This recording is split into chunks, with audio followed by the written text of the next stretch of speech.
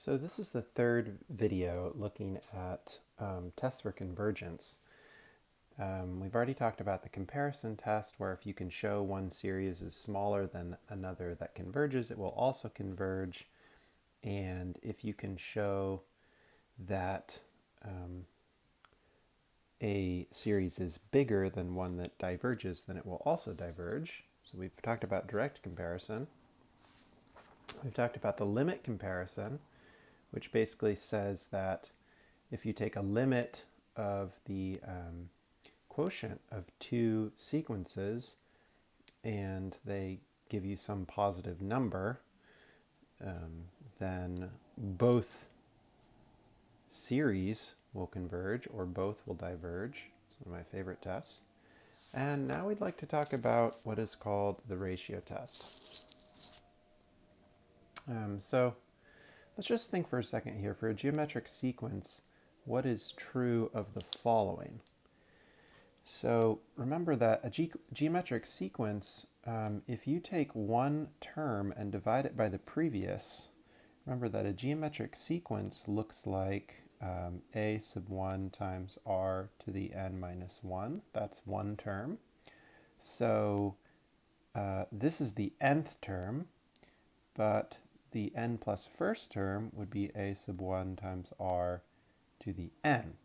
Well, when you divide those two things, the only thing that's left is an r, so you get r. So when you take one term and divide it by the previous one, you just get the common ratio r. It says, if a geometric sequence converges, what is true of the absolute value of this ratio? Well, it has to be less than 1. So basically, what we are going to think about here is sort of comparing sequences that are not geometric to a geometric sequence. And we're basically going to say that if, as we approach infinity, this ratio is less than 1, then it's going to behave like a convergent geometric series and converge. However, if this ends up being greater than 1, then it's going to diverge. So here's what the ratio test says. It says for a series, sum from n equals 1 to infinity of a sub n, suppose the sequence of ratios a sub n plus 1 divided by a sub n has a limit. So we're taking the limit as n approaches infinity of these two terms divided by each other, and let's suppose that it equals L. If L is less than 1, then the series converges. If L is greater than 1, or if L is infinite, then the series diverges.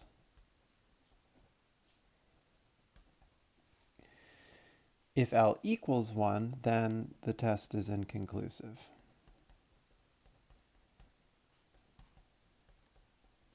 And we need to use something else to determine whether it will converge or diverge.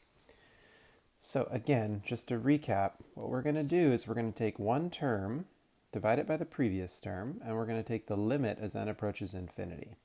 Now, if that limit is less than 1, then that means as n approaches infinity, our sequence is behaving like a convergent geometric sequence, and thus our series will behave like a convergent geometric series. But if that limit is greater than 1, then it behaves like a divergent geometric sequence and series, and thus it will diverge. So let's take a look at this example number 5. So we've got the sum from n equals 1 to infinity of 1 over 2n factorial. It's very common to use the ratio test when you have factorials. Now, let's think about this intuitively and just guess what we think is going to happen.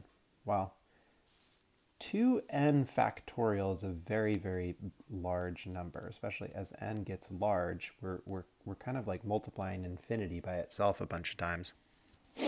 Remember that what this means is 1 over 2n times 2n minus 1 times 2n minus 2, dot, dot, dot, dot, dot, dot. So that's a very, very large thing. So I think we think that this converges. So let's use the ratio test to see if our quotient of successive terms approaches a number less than 1. So what we're going to do is we're going to say, let's find the limit as n approaches infinity of the n plus first term divided by the nth term. Now the n plus first term is 1 over 2 times n plus 1, all factorial, divided by 1 over 2n, all factorial. So that is the n plus first term. This is a sub n plus 1, and this is a sub n. And it should all be an absolute value on this, although in this case, it doesn't really matter. So we're finding this limit. So let's do some simplification by multiplying by reciprocal.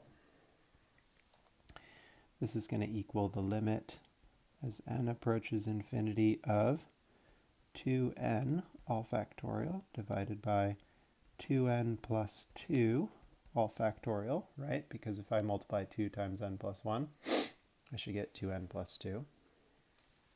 Now let's see if we can simplify this a bit. We've got the limit as n approaches infinity of 2n times 2n minus 1 times 2n minus 2 dot dot dot all over 2n plus 2 times 2n plus 1 times 2n times 2n minus 1 times dot dot dot. Right? 2n factorial would be that. 2n plus 2 factorial would be that. But what you'll notice is that after a little bit here, all of these terms are going to divide. And so we are simply left with the limit as n approaches infinity of 1 over 2n plus 2 times 2n plus 1. And that equals 0. So what we are showing is that as n approaches infinity, the next term is way smaller than the previous term, right? A sub n plus 1 is way smaller than a sub n. And so that means that these things are getting small really, really fast. And this is behaving like a convergent geometric series where the common ratio is actually 0. So this is getting small very, very, very fast. And so this basically tells us that by the ratio test,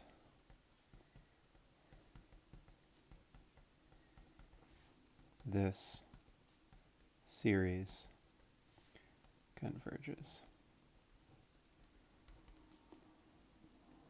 Now note that this is different than the limit comparison test. The limit comparison test, you are comparing something that you want to know about to something that you already know about, like a convergent p-series.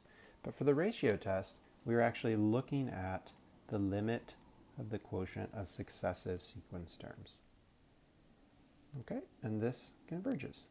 All right, let's try example 6 right here. We've got negative 1 to the n minus 1 over n. We're not sure what happens here, so let's try the ratio test and see what happens. So we'll take the limit as n approaches infinity of one term here,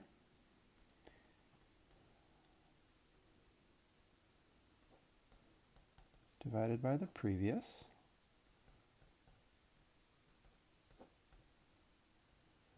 So this is the n plus first term.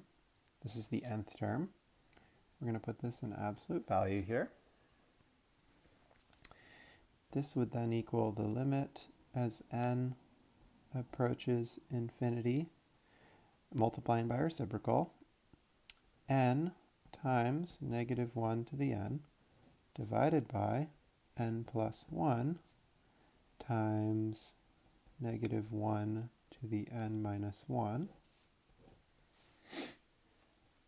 This equals the limit as n approaches infinity. Now we've got negative 1 to the n over negative 1 to the n minus 1. So we're left with one negative 1 up here. So it would be negative n over n plus 1. This is an absolute value again. And this equals the limit as n approaches infinity of n over n plus 1, which equals 1. Oh dear. Unfortunately, going back up here, we know that if L equals 1, then the test is inconclusive. So we have to say inconclusive. We have to try something else. Well, fortunately, we have one other test that we can try on this thing, which is called the alternating series test, and that is what we will look at next. But just to summarize before we move on,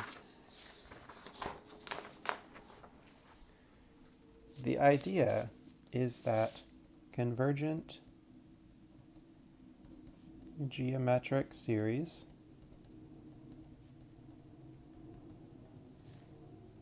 have the following property.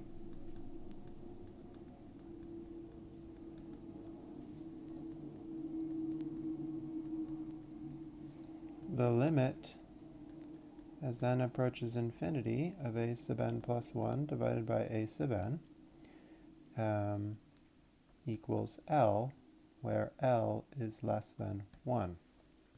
And basically what we're saying is that successive terms, this is really the same for geometric as the limit as n approaches infinity of r equals L, but in this case L would equal r, and we need r to be less than 1. So the limit of successive terms will be less than 1 because successive terms for a geometric series are always constant. They're always r. So convergent geometric series have this property that their successive terms equal some number that is less than 1. And so we use the same fact to say for any series,